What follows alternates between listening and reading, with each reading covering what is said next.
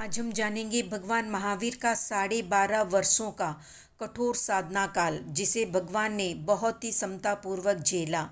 निर्दोष होने के बावजूद पूरे साधना काल में भगवान पर कई उपसर्ग आए, देव और मनुष्यकृत, पर भगवान ने उन सबको अपने ही कर्मों का फल समझकर सहन किया और अनंत ज्ञान को प्राप्त करके ही माने। तो जानते हैं भगवान महावीर का साधना काल। आगे बढ़ने से पहले अगर आप चैनल पर नए हैं तो सब्सक्राइब कर दें और वीडियो को लाइक। भगवान महावीर ने देव मनुष्यों की विशाल परिषद के समक्ष सिद्धों को नमस्कार करते हुए ये प्रतिज्ञा ली कि अब से मेरे लिए सारे ही पाप कर्म अकरणीय है, अर्थात मैं आज से किसी भी प्रकार के पाप कर्म में प्रवृत्ति नहीं करूँगा। ये कहते हुए भगवान ने सामायिक चारित्र स्वीकार किया। उन्होंने प्रतिज्ञा की, करेमि सामाय्यम सव्वम सावजम जोगम पचक्खामि। आज से संपूर्ण सावध्य कर्म का 3 करण यानी न करूँगा, न कराऊँगा और न ही करने वाले को अच्छा समझूंगा, और 3 योग से यानी मन से, वचन से और काया से त्याग करता हूँ। जिस समय भगवान ने ये प्रतिज्ञा ग्रहण की, उस समय देव और मनुष्यों की संपूर्ण परिषद चित्रलिखित सी रह गई। सभी देव और मनुष्य शांत अनिमेष पलकों से भगवान की ओर देख रहे थे, जो राग पर त्याग की विजय के रूप में सबके सामने प्रत्यक्ष था। महावीर के सामने सुख साधनों की कोई कमी नहीं थी और न कमी थी चाहने वालों की, प्यार और सत्कार करने वालों की। फिर भी सब कुछ ठुकरा कर वे साधना के कठिन पथ पर चल पड़े। चारित्र ग्रहण करते ही भगवान को मनः पर्यवज्ञान हो गया। इससे 2.5 द्वीप और 2 समुद्र तक के समनस्क यानी मन सहित प्राणियों के मनोगत भावों को महावीर जानने और समझने लगे।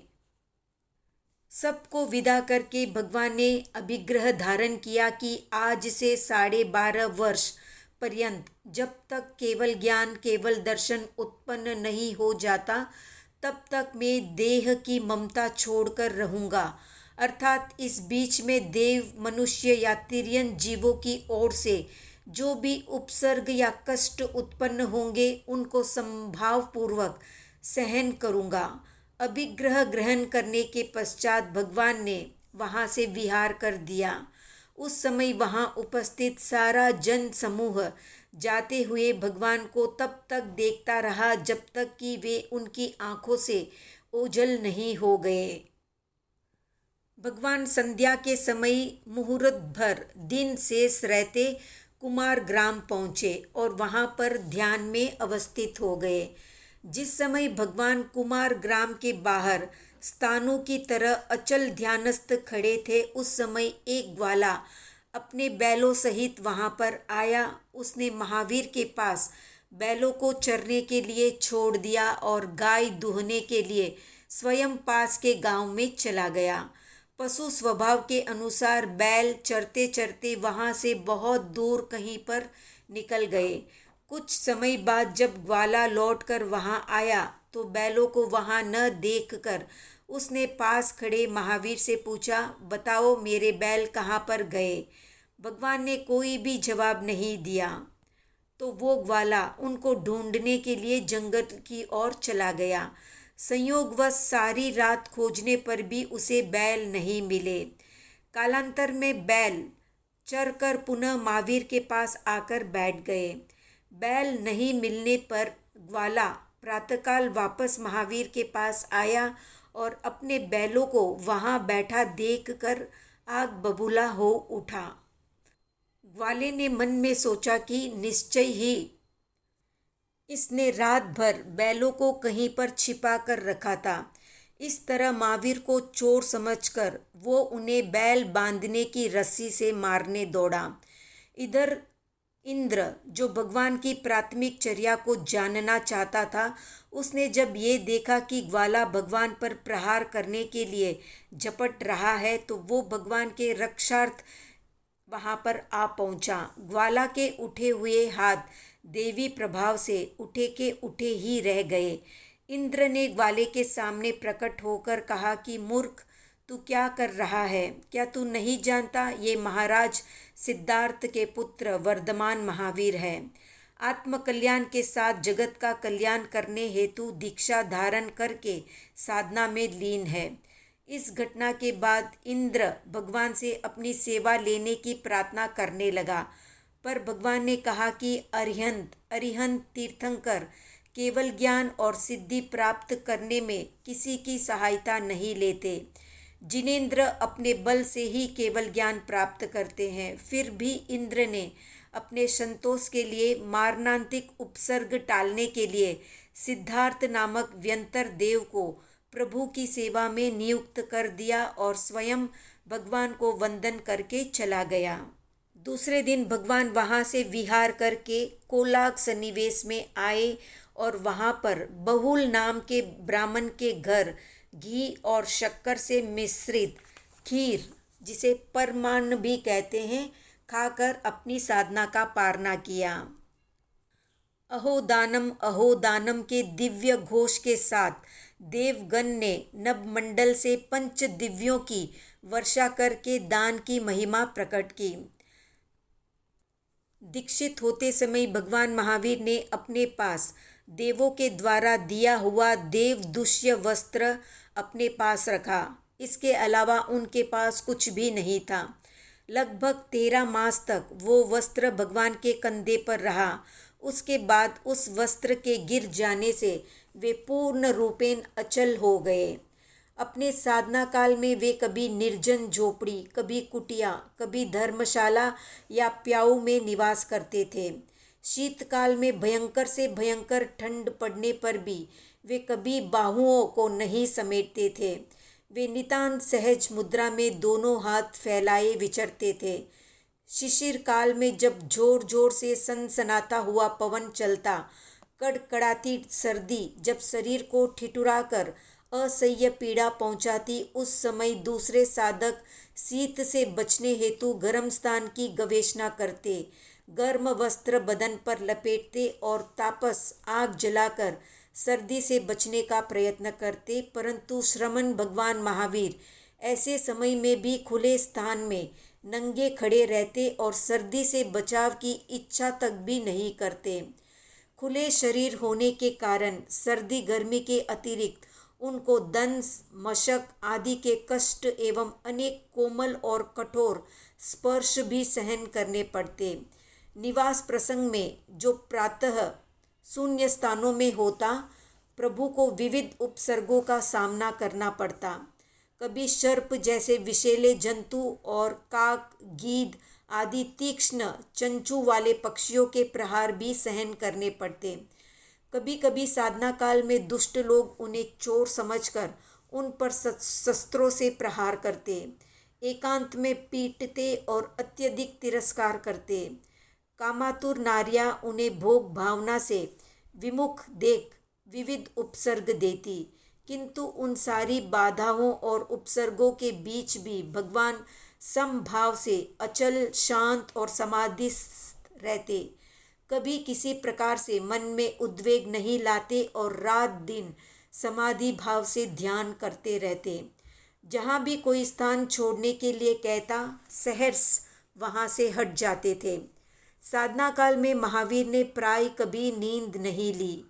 दर्शनावर्ण्य कर्म के उदय से जब उन्हें निद्रा सताती तो वे खड़े हो जाते अथवा रात्रि में कुछ समय चंक्रमण कर नींद को भगा देते। इस प्रकार प्रतिक्षण प्रतिपल जागृत रहकर वे निरंतर ध्यान, चिंतन और कायोत्सर्ग में रमन करते।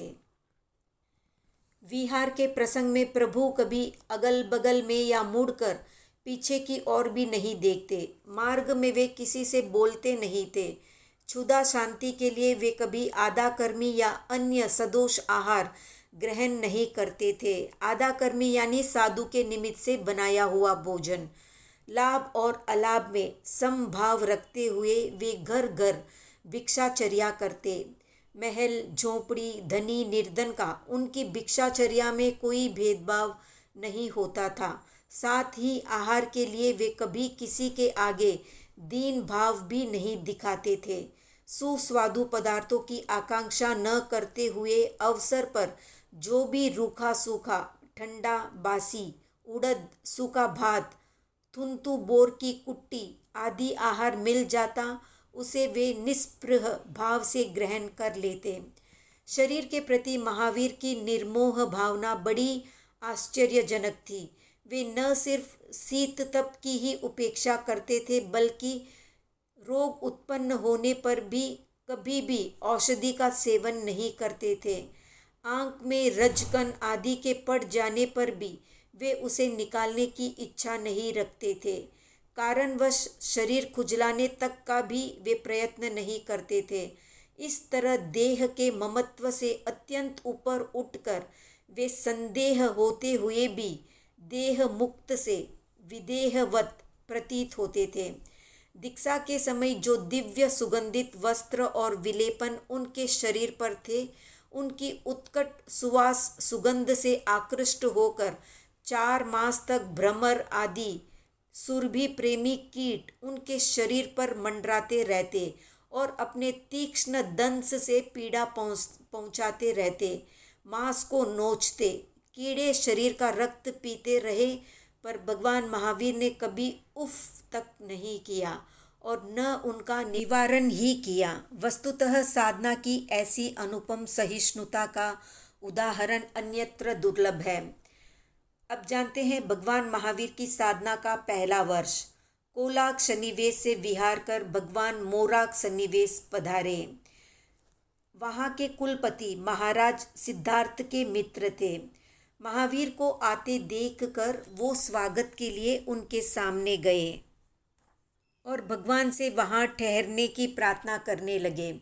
उसकी प्रार्थना को मान देकर भगवान ने रात्रि पर्यंत वहाँ रहना स्वीकार कर लिया। दूसरे दिन जब महावीर वहाँ से प्रस्थान करने लगे तो कुलपति ने भावपूर्ण आग्रह के साथ कहा, ये आश्रम दूसरे का नहीं आपका ही है, इसलिए वर्षा काल तक आप यहीं पर रहेंगे तो अच्छा रहेगा। कुलपति की प्रार्थना को स्वीकार करते हुए भगवान कुछ समय के लिए आसपास के ग्रामों में घूमकर पुनः वर्षावास के लिए वहीं पर आ गए और वहीं पर एक पर्णकुटी में रहने लगे। महावीर के हृदय में प्राणी मात्र के लिए मैत्री भावना थी। किसी का कष्ट देखकर उनका मन दया से द्रवित हो जाता था। यथासंभव किसी को किसी प्रकार का कष्ट न होने देना, ये उनका अटल संकल्प था। संयोगवश उस वर्ष पर्याप्त रूप से वर्षा नहीं होने के कारण कृषि तो दूर की बात है, घास, धूप, वल्लरी, पत्ते आदि तक भी अंकुरित नहीं हुए। परिणामतः भूखों मरती गाय आश्रम की झोपड़ियों के तृण खाने लगी। कुटियों में रहने वाले परिव्राजक गायों को भगाकर अपनी अपनी झोपड़ी की रक्षा करते, पर महावीर संपूर्ण सावध्य कर्म के त्यागी और निस्पृह होने के कारण सहज भाव से ध्यान में खड़े रहते। उनके मन में न कुलपति पर राग था और न गायों पर द्वेष था। वे पूर्ण निर्मोही थे। किसी को पीड़ा पहुंचाना उनके साधु हृदय को स्वीकार नहीं हुआ, इसलिए वे इन बातों की ओर ध्यान न देकर रात दिन अपने ध्यान में ही निमग्न रहते। जब दूसरे तापसों ने कुलपति से कुटिया की रक्षा न करने के संबंध में महावीर की शिकायत की तो मधुर उपालम देते हुए कुलपति ने महावीर से कहा, कुमार, ऐसी उदासीनता किस काम की? अपने घोंसले की रक्षा तो पक्षी भी करता है, फिर आप तो क्षत्रिय राजकुमार हैं, क्या आप अपनी झोपड़ी भी नहीं संभाल सकते? महावीर को कुलपति की बात नहीं जंची। उन्होंने सोचा, मेरे यहाँ रहने से आश्रम वासियों को कष्ट होता है। कुटिया की रक्षा का प्रश्न तो एक बहाना मात्र है। सचेतन प्राणियों की रक्षा को भुलाकर क्या मैं अचेतन कुटी के संरक्षण के लिए ही साधु बना हूँ? महल छोड़कर पर्ण कुटीर में बसने का क्या मेरा यही उद्देश्य है कि आपदग्रस्त जीवों को जीने में बाधा दूँ, और ऐसा न कर सकूँ तो अकर्मण्य या अनुपयोगी सिद्ध होऊँ। मुझे अब यहाँ नहीं रहना चाहिए। ऐसा सोचकर भगवान वर्षा ऋतु के 15 दिन बीत जाने पर वहाँ से विहार कर दिया। उस समय प्रभु ने 5 प्रतिज्ञाएं ग्रहण की। अप्रीतिकर स्थान में कभी नहीं रहूँगा, सदा ध्यान में ही रहूँगा, मौन रखूँगा, किसी से नहीं बोलूँगा, हाथ में ही भोजन करूँगा और गृहस्थों का कभी विनय नहीं करूँगा। परंपरा के अनुसार प्रत्येक तीर्थंकर छद्मस्त काल या साधना काल में प्राय मौन ही रहते हैं। आश्रम से विहार करके भगवान महावीर अस्थिग्राम की ओर चल पड़े। वहाँ पहुँचते पहुँचते संध्या का समय हो गया। वहाँ भगवान ने एकांत स्थान की खोज करते हुए नगर के बाहर शूलपानी यक्ष के यक्षायतन में ठहरने की अनुमति ली। उस समय ग्रामवासियों ने कहा कि महाराज, यहाँ पर एक यक्ष रहता है जो स्वभाव से क्रूर है। रात्रि में वो यहाँ किसी को नहीं रहने देता, इसलिए आप कहीं अन्य स्थान में जाकर रहेंगे तो अच्छा रहेगा। पर भगवान ने परिशह सहने और यक्ष को प्रतिबोध देने के लिए वहीं ठहरना स्वीकार किया। भगवान वहाँ एक कोने में ध्यान में स्थित हो गए। संध्या के समय पूजा के लिए पुजारी इंद्र शर्मा यक्षायतन में आया। उसने पूजा के बाद सब यात्रियों को वहाँ से बाहर निकाला और महावीर से भी बाहर जाने को कहा, किंतु वे मौन रहे।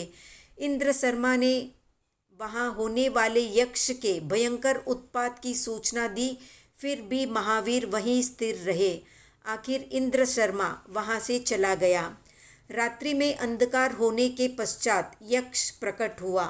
भगवान को ध्यानस्थ देखकर वो बोला, विदित होता है लोगों के निषेध करने पर भी ये नहीं माना, संभवतः इसे मेरे पराक्रम का पता नहीं है। इस विचार से यक्ष ने भयंकर अट्टहास किया, जिससे सारा वन प्रदेश कांप उठा, किंतु महावीर सुमेरु की तरह अडिग बने रहे। उसने हाथी का रूप बनाकर महावीर को दांतों से बुरी तरह गोदा और पैरों से रोंदा, फिर भी भगवान किंचित मात्र भी विचलित नहीं हुए। तत्पश्चात पिशाच का रूप बनाकर उसने तीक्ष्ण नखों और दांतों से महावीर के शरीर को नोचा, सर्प बनकर डसा, फिर भी महावीर ध्यान में स्थिर रहे।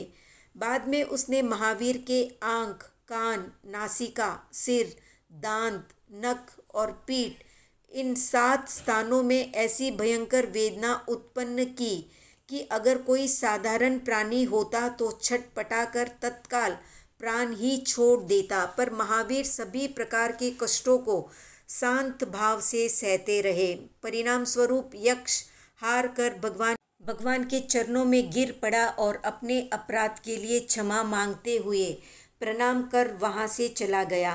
रात्रि के अंत में उसके सारे उपसर्ग बंद हो गए। मुहूर्त भर रात्रि शेष रहते रहते भगवान को क्षण भर के लिए निद्रा आई। प्रभु के साधना काल में ये प्रथम और अंतिम निद्रावस्था थी। इस समय प्रभु ने 10 स्वप्न देखे। एक ताड़ पिशाच को अपने हाथों पछाड़ते देखा। दूसरा स्वप्न श्वेत पुंस कोकिल उनकी सेवा में उपस्थित हुआ। विचित्र वर्ण वाला पुंस कोकिल सामने देखा। दे दीप्यमान 2 रत्नमालाएं देखी। एक श्वेत गोवर्ण सम्मुख खड़ा देखा।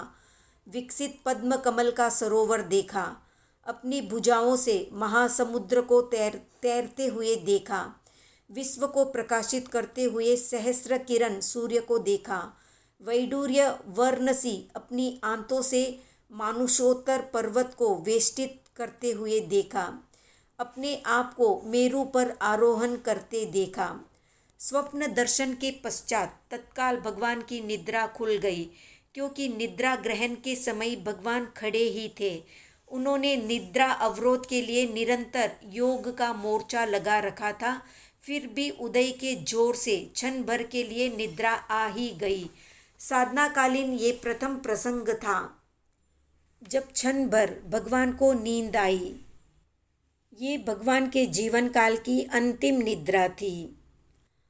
उस गांव में उत्पल नाम का एक निमित्तज्ञ रहता था। वो पहले भगवान पार्श्वनाथ की परंपरा का श्रमण था, किंतु संयोगवश श्रमण जीवन से च्युत हो गया था।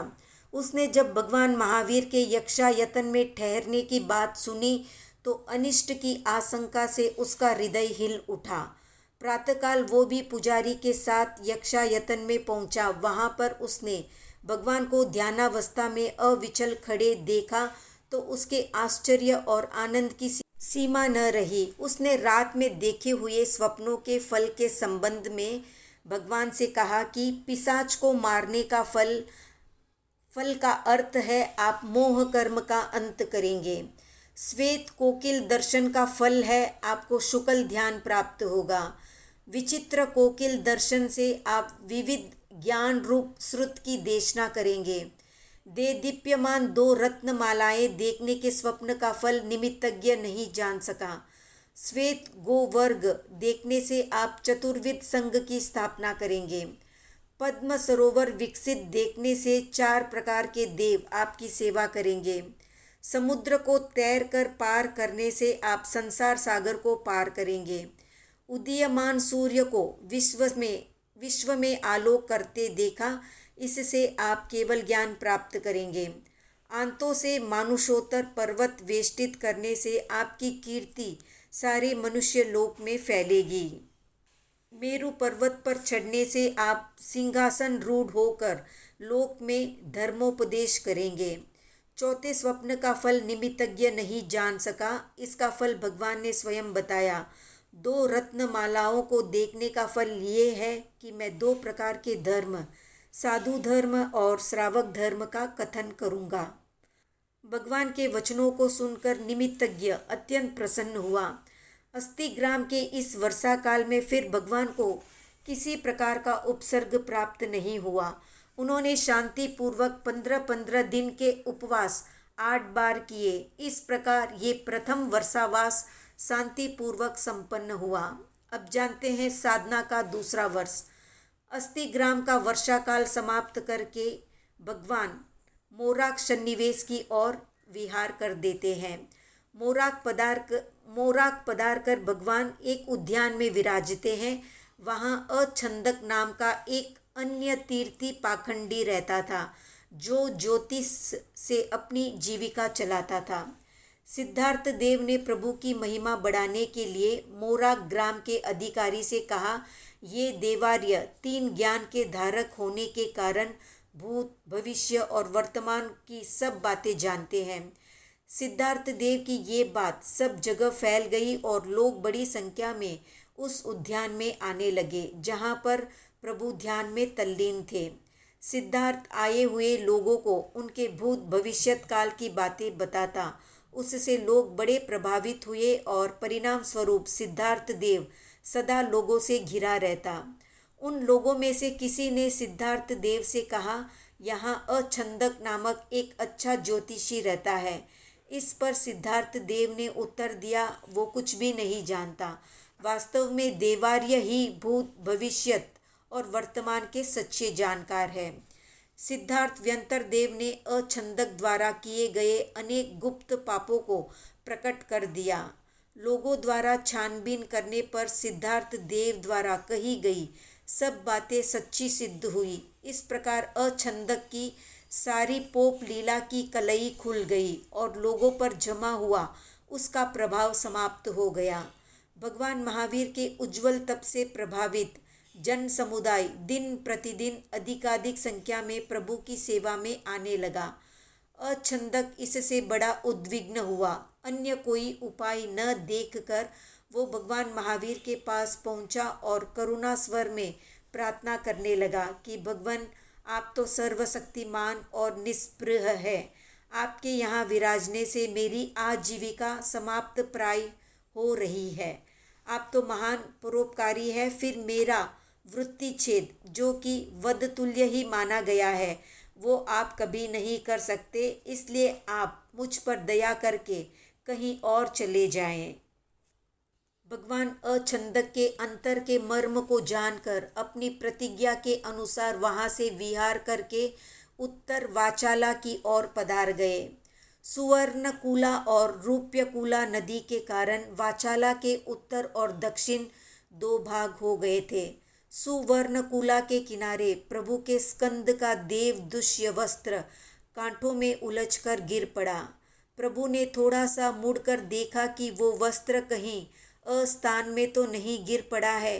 कांटों में उलझकर गिरे वस्त्र को देखकर प्रभु ने समझ लिया कि शिष्यों को वस्त्र सुगमता से प्राप्त होंगे। प्रभु ने उस देवदूष्य को वहीं पर छोड़कर स्वयं अचेल होकर वहां से विहार कर दिया। देवदूष्य वस्त्र प्राप्त करने की लालसा से प्रभु के पीछे पीछे घूमते रहने वाले महाराज सिद्धार्थ के परिचित ब्राह्मण ने उस वस्त्र को उठा लिया और वो अपने घर लौट आया। मोराक सन्निवेश से विहार कर भगवान उत्तर वाचाला की ओर बढ़ते हुए कनकमल नामक आश्रम पर पहुँचे। उस आश्रम से उत्तर वाचाला पहुँचने के दो मार्ग थे। एक मार्ग आश्रम के बीच से होकर और दूसरा बाहर से जाता था। भगवान सीधे मार्ग पर चल पड़े। मार्ग में उन्हें कुछ ग्वाले मिले और उन्होंने भगवान से निवेदन किया, भगवान, जिस मार्ग पर आप बढ़ रहे हैं उसमें प्राणों का संकट साफ दिख रहा है, इसलिए आप इस मार्ग पर न जाकर दूसरे वाले रास्ते से जाएं, क्योंकि वहाँ पर एक चंड कौशिक नामक दृष्टि विष रहता है जो पथिकों को देखते ही अपने विष से भस्मसात कर डालता है। उसकी विषैली फुफकारों से आकाश के पक्षी भी भूमि पर गिर पड़ते हैं।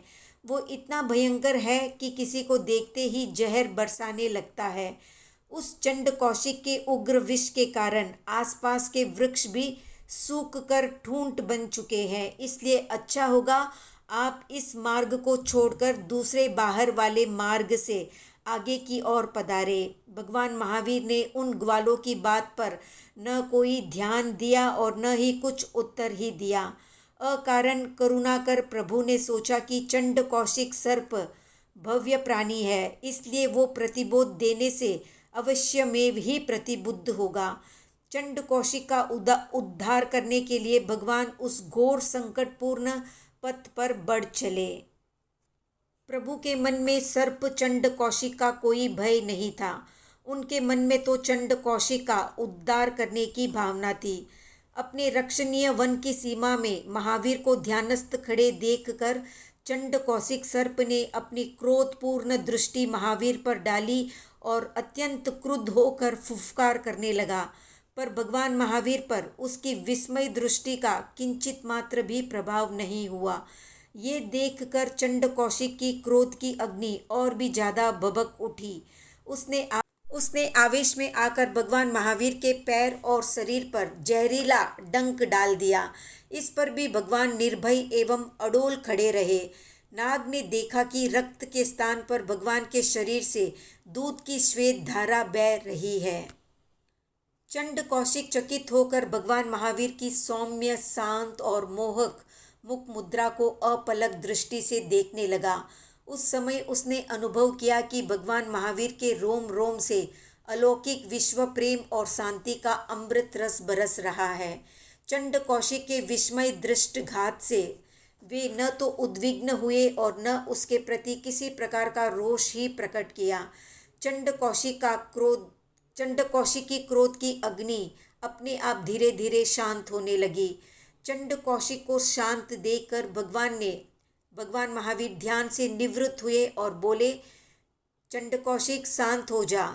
अज्ञान में तू कहाँ भटक रहा है? पूर्व जन्म के दुष्कर्मों के कारण तुम्हें सर्प बनना पड़ा है। अब तो संभलो, भविष्य नहीं बिगड़ेगा, अन्यथा इससे भी निम्न भव में भ्रमण करना पड़ेगा। भगवान के इन वचनों को सुनकर चंड कौशिक जागृत हुआ। उसके अंतर्मन में विवेक की ज्योति जल उठी। पूर्व जन्म की सारी घटनाएं चलचित्र की भांति एक एक कर उसके नेत्रों के सामने नाचने लगी।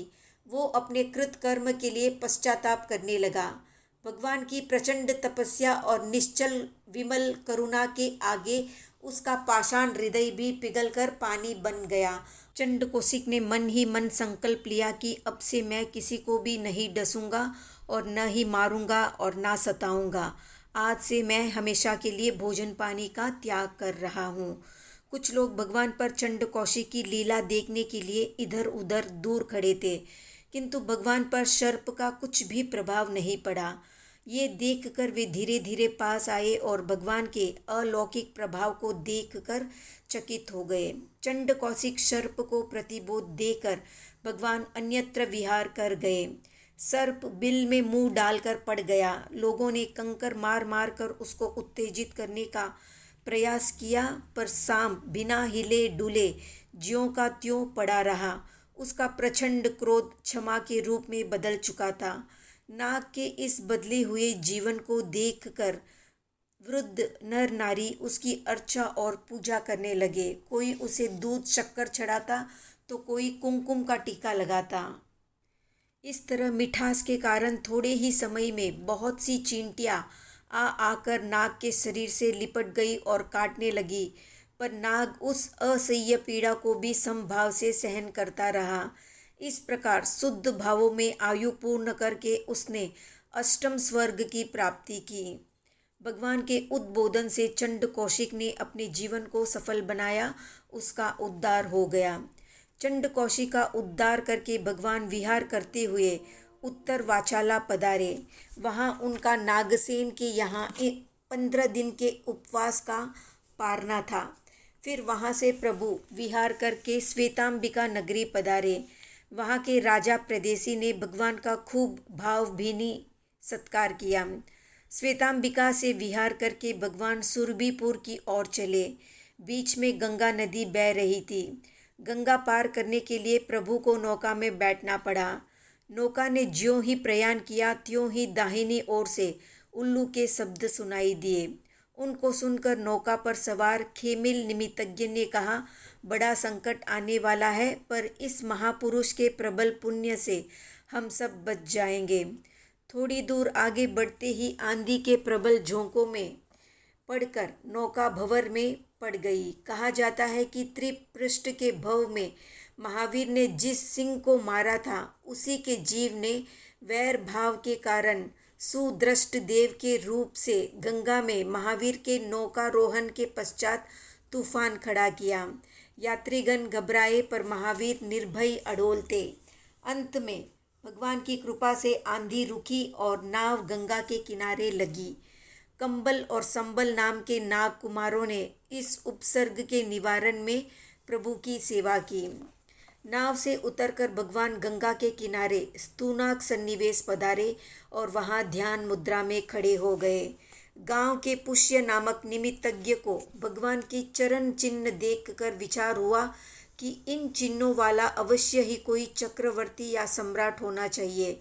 संभव है संकट में होने से वो अकेला घूम रहा हो। मैं जाकर उसकी सेवा करता हूँ। इन्हीं विचारों से वो चरण चिन्हों को देखता हुआ बड़ी आशा से भगवान के पास पहुँचा, किंतु भिक्षुक रूप में भगवान को खड़े देखकर उसके आश्चर्य का पारावार नहीं रहा।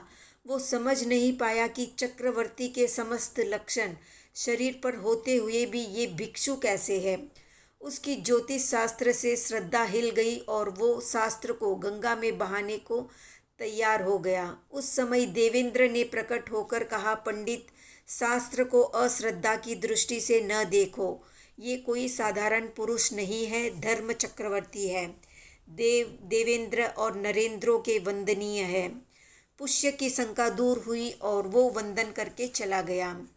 विहार क्रम से घूमते हुए भगवान ने दूसरा वर्षावास राजगृह के उपनगर नालंदा में किया। वहाँ प्रभु एक तंतुवाई शाला में ठहरे हुए थे। मक्खली पुत्र गौशालक भी उस समय वहाँ वर्षावास हेतु आया हुआ था। भगवान के कठोर तप और त्याग को देखकर वो आकर्षित हुआ। भगवान के प्रथम मास खमन के तप का पारना विजय सेठ के यहाँ हुआ। उस समय पंच दिव्य प्रकट हुए और आकाश में देव दुंदुबी बजी। भाव विशुद्धि से विजय ने संसार परिमित किया और देव आयु का बंद किया। राजगृह में सर्वत्र विजय गाथापति की प्रशंसा हो रही थी। गौशालक ने तप की ये महिमा देखी तो वो भगवान के पास आया। भगवान ने वर्षा काल भर के लिए मास मास का दीर्घ तप स्वीकार कर रखा था। दूसरे मास का पारना आनंद गाथापति ने करवाया। उसके बाद तीसरा मास खमन किया और उसका पारना सुनंद गाथापति के यहाँ खीर से संपन्न हुआ। भिक्षा के लिए जाते हुए गौशालक ने भगवान से पूछा, भगवान मुझे आज भिक्षा में क्या मिलेगा। भगवान के साथ रह रहे सिद्धार्थ व्यंतरदेव ने कहा कि कोदो का बासी भात, खट्टी छाछ और खोटा रुपया। भगवान की भविष्यवाणी को मिथ्या सिद्ध करने के लिए गौशालक ने श्रेष्ठियों के उच्च कुलों में भिक्षार्थ प्रवेश किया, पर संयोग नहीं मिलने से उसे निराश होकर खाली हाथ लौटना पड़ा। अंत में एक लुहार के यहाँ उसको खट्टी छाछ, बासी भात और दक्षिणा में 1 रुपया प्राप्त हुआ, जो बाजार में नकली सिद्ध हुआ। गौशालक के मन पर इस घटना का ये प्रभाव पड़ा कि वो नियतिवाद का भक्त बन गया। उसने निश्चय किया कि जो कुछ होने वाला है वो पहले से ही नियत होता है। इधर चातुर्मास समाप्त होने पर भगवान ने राजगृह के नालंदा से विहार किया और कोलाक सन्निवेश में जाकर बहुल ब्राह्मण के यहाँ अंतिम मास गमन का पारना किया। गौशालक उस समय भिक्षा के लिए बाहर गया हुआ था। जब वो लौटकर तंतुवाई शाला में आया और भगवान को नहीं देखा तो सोचा कि भगवान नगर में कहीं गए होंगे। वो उन्हें नगर में जाकर ढूंढने लगा, पर भगवान का कहीं पता नहीं चला तो निराश होकर लौट आया और वस्त्र, कुंडिका, चित्रफलक आदि अपनी सारी वस्तुएं ब्राह्मणों को देकर सिर मुंडवाकर भगवान की खोज में निकल पड़ा। भगवान को ढूंढते हुए वो कोलाक सन्निवेश पहुंचा और लोगों के मुख से बहुल ब्राह्मण की दान महिमा सुनकर विचारने लगा कि अवश्य ही ये मेरे धर्माचार्य की महिमा होनी चाहिए। दूसरे का ऐसा तब प्रभाव नहीं हो सकता। कोलाक सन्निवेश के बाहर प्रणीत भूमि में उसने भगवान के दर्शन किए। भाव विभोर होकर उसने प्रभु को वंदन किया और बोला, आज से आप मेरे धर्माचार्य और मैं आपका शिष्य हूँ। उसके ऐसा बारंबार कहने से भगवान ने उसकी प्रार्थना स्वीकार की। राग रहित भी भगवान ने भावी भाव को जानते हुए उसके वचन को स्वीकार किया। इसके बाद वो 6 वर्ष तक भगवान के साथ विचरता रहा। साधना का 3रा वर्ष।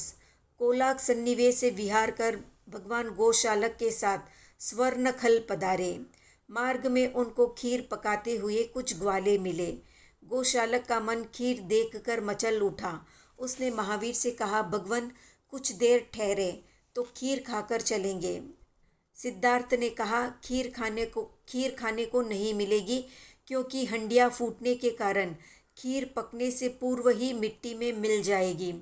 पर गौशालक ग्वालों को सचेत कर स्वयं खीर के लिए रुका रहा। भगवान आगे प्रयाण कर गए। सुरक्षा का पूर्ण प्रयत्न करने पर भी चावलों के फूलने से हंडिया फूट गई और खीर धूल में मिल गई। गौशालक निराश होकर नन्हा सा मुंह लिए महावीर के पास पहुंचा। उसे इस बार दृढ़ विश्वास हो गया कि होनी कभी टलती नहीं। इस तरह वो नियतिवाद का पक्का समर्थक बन गया। कालांतर में वहाँ से विहार करके भगवान ब्राह्मण गांव पधारे। ब्राह्मण गांव 2 भागों में विभक्त था, एक नंद पाठक और दूसरा उपनंद पाठक। नंद और उपनंद नाम के 2 प्रसिद्ध पुरुषों के नाम पर गांव के भाग इन नामों से पुकारे जाते थे। भगवान महावीर नंद पाठक में नंद के घर पर भिक्षा को पधारे। वहाँ उनको दही मिश्रित भात मिला। गौशालक उपनंद पाठक में उपनंद के घर गया था। वहाँ उपनंद की दासी उसको बासी भात देने लगी, किंतु गौशालक ने दुर्भाव से उसे अस्वीकार कर दिया। गौशालक के इस अभद्र व्यवहार से क्रोधित होकर उपनंद ने दासी से कहा, यदि ये भिक्षा नहीं लेता है तो इसके सिर पर फेंक देना। दासी ने स्वामी की आज्ञा से वैसा ही किया। इस घटना से गौशालक बहुत कुपित हुआ और उसके घर वालों को श्राप देकर वहां से चल दिया। ब्राह्मण गांव से विहार कर भगवान चंपा पधारे और वहीं पर 3रा वर्षा काल पूरा किया। वर्षा काल में 2-2 मास के उत्कट तप के साथ भगवान ने विविध आसन और ध्यान योग की साधना की। प्रथम 2 मास के तप का पारना चंपा में और द्वितीय 2 मास के तप का पारना चंपा के बाहर किया। साधना का 4था वर्ष। अंग देश की चंपा नगरी से विहार करके भगवान कालाई सन्निवेश पधारे। वहां गौशालक के साथ एक सूने घर में ध्यान में अवस्थित हो गए। गौशालक वहां द्वार के पास छिपकर बैठ गया और पास आई हुई विद्युन्मती नाम की दासी के साथ हंसी मजाक करने लगा। दासी ने गांव में जाकर मुखिया से शिकायत की और इसके परिणाम स्वरूप मुखिया के पुत्र पुरुष सिंह द्वारा गौशालक पीटा गया। कालाई सन्निवेश से प्रभु पतकालई पधारे। वहां भी एक शून्य स्थान देखकर भगवान ध्यान में अवस्थित हो गए। गौशालक वहां पर भी अपनी विकृत भावना और चंचलता के कारण जन समुदाय के क्रोध का शिकार बना। पतकालई से भगवान कुमारक सन्निवेश पधारे। वहां चंपा नगरीय चंपा रमणीय नामक उद्यान में ध्यान में अवस्थित हो गए। वहां के कूपनाथ नामक कुंभकार की शाला में पार्श्वनाथ के संतानीय आचार्य मुनिचंद्र अपने शिष्यों के साथ ठहरे हुए थे। उन्होंने अपने एक शिष्य को गच्छ का मुखिया बनाकर स्वयं जिनकल्प स्वीकार कर लिया था। गौशालक ने भगवान को भिक्षा के लिए चलने को कहा, किंतु भगवान की ओर से सिद्धार्थ ने उत्तर दिया कि आज इन्हें नहीं जाना है। गौशालक अकेला भिक्षा के लिए गांव चला गया और वहां उसने रंग बिरंगे वस्त्र पहने पार्श्व परंपरा के साधुओं को देखा। उसने उनसे पूछा, तुम सब कौन हो? उन्होंने कहा, हम पार्श्व परंपरा के श्रमण निग्रंथ है। इस पर गौशालक ने कहा, तुम सब कैसे निग्रंथ हो? इतने सारे रंग बिरंगे वस्त्र और पात्र रख कर भी अपने को निग्रंथ कहते हो। सच्चे निग्रंथ तो मेरे धर्माचार्य है, जो वस्त्र और पात्र से रहित है और त्याग तप के साक्षात रूप है। पार्श्व के संतों ने कहा, जैसा तू वैसे ही तेरे धर्माचार्य भी। इस पर गौशालक क्रोधित होकर बोला, मेरे धर्माचार्य की तुम निंदा करते हो। यदि मेरे धर्माचार्य के दिव्य तप और तेज का प्रभाव है तो तुम्हारा उपाश्रय जल जाए। ये सुनकर पार्श्व के संतों ने कहा, तुम्हारे जैसों के कहने से हमारे उपाश्रय जलने वाले नहीं हैं। ये सुनकर गौशालक भगवान के पास आया और बोला, आज मैंने सारंभी और सपरिग्रही साधुओं को देखा। उनके द्वारा आपके अपवाद करने पर मैंने कहा, धर्माचार्य के दिव्य तेज से तुम्हारा उपाश्रय जल जाए, किंतु उनका उपाश्रय जला नहीं। इसका क्या कारण है? सिद्धार्थ देव ने कहा कि गौशालक, वे पार्श्वनाथ के संत साधु हैं। साधुओं के तप तेज उपाश्रय जलाने के लिए नहीं होते। उधर आचार्य मुनिचंद्र उपासय के बाहर खड़े होकर ध्यान मग्न हो गए। अर्धरात्रि के समय कूपनई नामक कुंभकार अपनी मित्र मंडली में सुरापान करके अपने घर की ओर लौटा। उपाश्रय के बाहर ध्यान मग्न मुनि को देखकर मद्य के नशे में मदहोश उस कुंभकार ने उन्हें चोर समझकर अपने दोनों हाथों से मुनि का गला धर दबोचा। असह्य वेदना होने पर भी मुनिचंद्र ध्यान में अडोल खड़े रहे।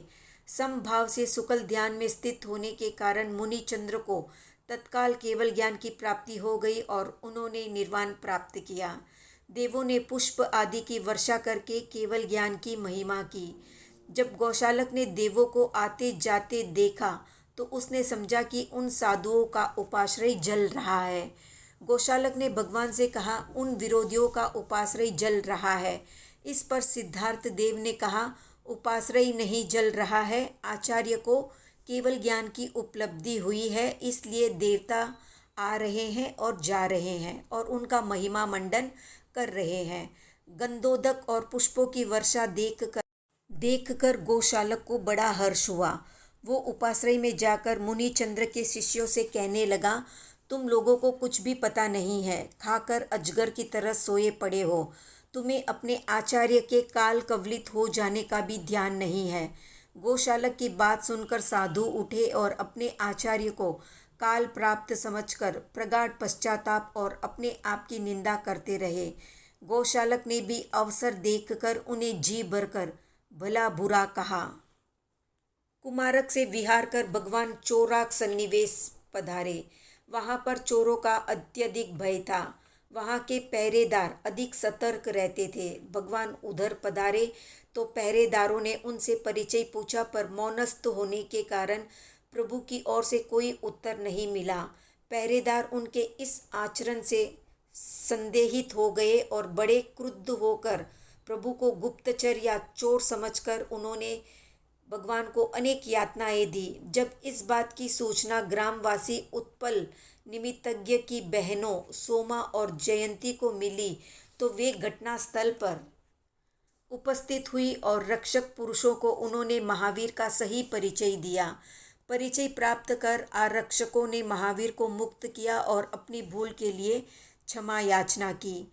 चौराक से भगवान महावीर पुष्ट चंपा पधारे और चतुर्थ वर्षाकाल वहीं बिताया। वर्षाकाल में 4 मास का दीर्घ तप और अनेक प्रकार की प्रतिमाओं से ध्यान मुद्रा में कायोत्सर्ग करते रहे।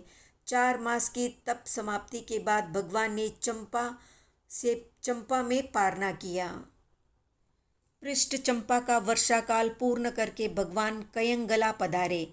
वहां दरिद्र थेर नामक पाषंडी के देवल में कायोत्सर्ग स्थित होकर ध्यान में लीन हो गए। कयंगला से विहार कर भगवान सावत्ती पधारे और नगर के बाहर ध्यान में अवस्थित हो गए। कड़कड़ाती सर्दी पड़ रही थी, फिर भी भगवान उसकी परवाह किए बिना रात भर ध्यान में लीन रहे। गौशालक सर्दी नहीं सहन कर सका और रात भर जाड़े के मारे ठिठुरता सिसकता रहा। उधर देवल में धार्मिक उत्सव होने से बहुत से स्त्री पुरुष मिलकर नृत्य और गान में तल्लीन हो रहे थे। गौशालक ने उपहास करते हुए कहा, ये कैसा धर्म जिसमें स्त्री और पुरुष साथ साथ लज्जा रहित होकर गाते और बजाते हैं और नाचते हैं। लोगों ने उसे धर्म विरोधी समझकर वहां से बाहर धकेल दिया। वो सर्दी में ठिठुरते हुए बोला, अरे भाई, सच बोलना आजकल विपत्ति मोल लेने जैसा है। लोगों ने दया कर फिर उसे भीतर बुलाया, पर वो तो आदत से लाचार था। अनर्गल प्रलाप के कारण वो 2-3 बार बाहर निकाला गया और युवकों के द्वारा पीटा भी गया। जब जन समुदाय को ये ज्ञात हुआ कि ये देवार्य महावीर का शिष्य है तो सोचा कि इसे यहाँ रहने देने में कोई हानि नहीं है। वृद्धों ने जोर जोर से बाजे बजवाने शुरू किए जिससे उसकी बातें न सुनी जा सके। इस प्रकार रात कुशलता से बीत गई। महावीर वहाँ से विहार कर श्रावस्ती नगरी में पधारे। वहाँ पर पितृदत्त गातापति की पत्नी ने अपने बालक की रक्षा के लिए किसी निमित्तज्ञ के कथन से किसी एक गर्भ के मांस से खीर बनाई और तपस्वी को देने के विचार से गौशालक को दे डाली। उसने भी अनजाने में ली। सिद्धार्थ ने पहले ही इसकी सूचना कर दी थी। जब गौशालक ने इसे झुठलाने का प्रयत्न किया तो सिद्धार्थ ने कहा, वमन कर। वमन करने पर असलियत प्रकट हो गई, पर इस घटना का ऐसा प्रभाव पड़ा कि गौशालक पक्का नियतिवादी हो गया। सावत्ती से विहार कर भगवान हलेदुग पधारे। गांव के पास ही हलेदुग नाम का एक विशाल वृक्ष था। भगवान ने उस स्थान को ध्यान के लिए उपयुक्त समझा और वहीं रात्रि विश्राम किया।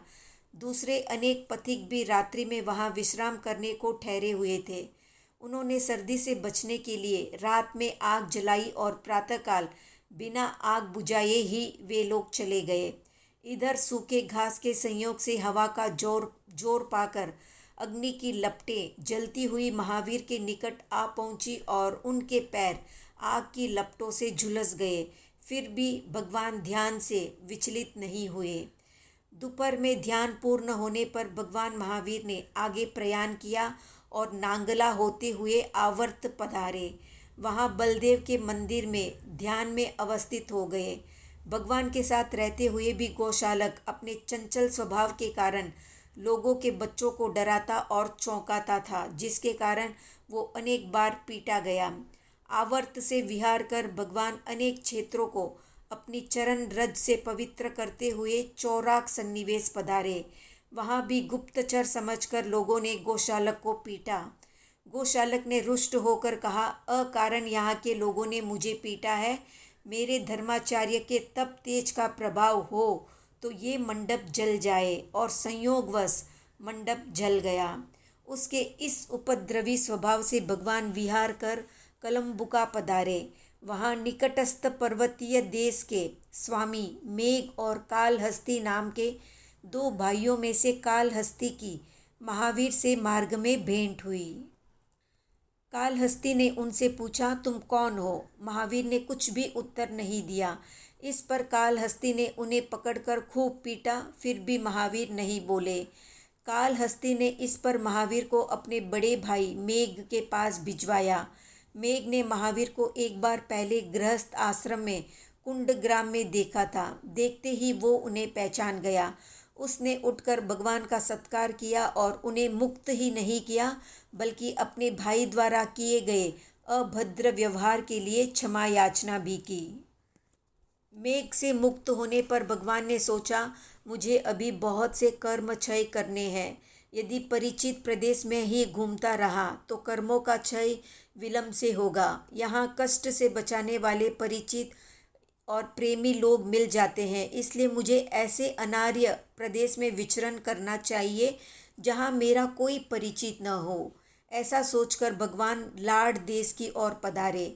लाड या राड देश, जो उस समय पूर्ण अनार्य माना जाता था, उस ओर सामान्यतः मुनियों का विचरण नहीं होता था। कदाचित कोई जाते तो वहाँ के लोग उनकी हीलना निंदा करते और कष्ट देते। उस प्रांत के दो भाग थे, एक वज्र भूमि और दूसरा शुभ्र भूमि। इनको उत्तर राड और दक्षिण राड के नाम से जाना जाता था। उनके बीच अजय नदी बहती थी। भगवान ने उन स्थानों में विहार किया और वहाँ के कठोरतम उपसर्गों को समभाव से सहन किया।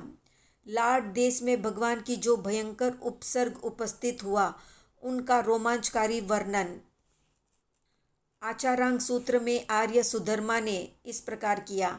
वहाँ उनको रहने के लिए अनुकूल आवास प्राप्त नहीं हुआ।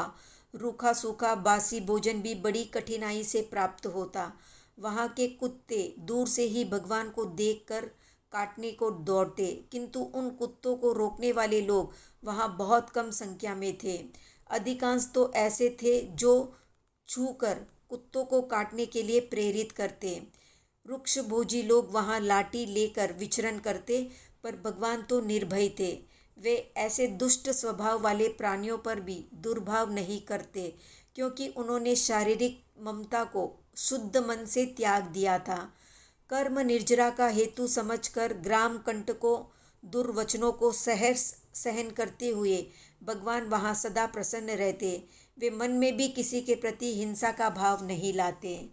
जैसे संग्राम में शत्रुओं के तीखे प्रहारों की तनिक भी परवाह किए बिना गजराज आगे बढ़ता जाता है, वैसे ही भगवान महावीर भी लाड देश के विभिन्न उपसर्गों को किंचित मात्र भी परवाह किए बिना विचरते रहे। वहाँ उन्हें ठहरने के लिए कभी दूर दूर तक गांव भी उपलब्ध नहीं होते। भयंकर अरण्य में ही रात्रिवास करना पड़ता। कभी गांव के निकट पहुँचते ही लोग उन्हें मारने लग जाते और दूसरे गांव जाने को बाध्य कर देते। अनार्य लोग भगवान पर दंड, मुष्टि, भाला, पत्थर, ढेलों से प्रहार करते और इस कार्य से प्रसन्न होकर अट्टहास करने लगते। वहाँ के लोगों की दुष्टता असाधारण स्तर की थी। उन्होंने विविध प्रहारों से भगवान के सुंदर शरीर को छत विछत कर दिया। उन्हें अनेक प्रकार के असहनीय भयंकर दुख दिए। उन पर धूल फेंकी और उन्हें ऊपर उछाल उछाल कर गेंद की तरह पटका। आसन पर से धकेल कर नीचे गिरा दिया। इस तरह से उनके ध्यान को भंग करने का प्रयास किया। फिर भी भगवान शरीर से ममत्व रहित होकर बिना किसी प्रकार की इच्छा और आकांक्षा के संयम साधना में स्थिर रहकर शांतिपूर्वक कष्ट सहन करते रहे। इस प्रकार उन अनार्य प्रदेश में समभावपूर्वक भयंकर उपसर्गों को सहन करके भगवान ने विपुल कर्मों की निर्जरा की। वहाँ से जब वे आर्य देश की ओर चरण बढ़ा रहे थे कि पूर्ण कलश नाम के सीमा प्रांत के ग्राम में उन्हें दो तस्कर मिले। वे अनार्य प्रदेश में चोरी करने जा रहे थे। सामने से भगवान को आता देखकर उन दोनों ने अपशकुन समझा और तीक्ष्ण शस्त्र लेकर भगवान को मारने के लिए लपके।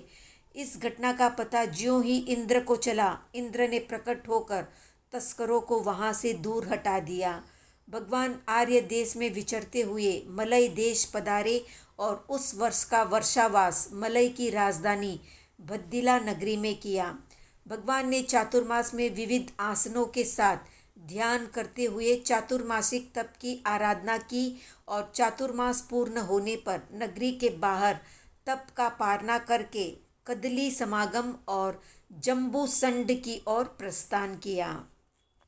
साधना का छठा वर्ष। कदली समागम और जम्बू सड़ में गोशालक ने दधीकूर का पारना किया, वहां भी उसका तिरस्कार हुआ।